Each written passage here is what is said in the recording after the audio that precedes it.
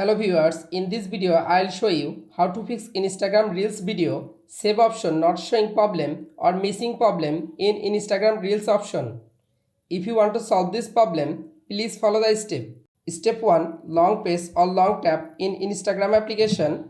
Go to apps info, click on storage, again click on clear data, tap on clear cache data.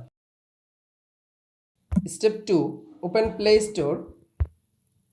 Go to search Instagram app, update your Instagram application latest version.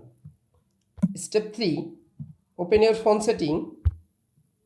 You make sure your Wi-Fi or mobile data connection is properly connected. Step 4. Restart your device and again open it. You can follow all of the steps to fix Instagram Reels video save option not showing problem or missing problem. If this video helpful for you, please subscribe our channel and like this video.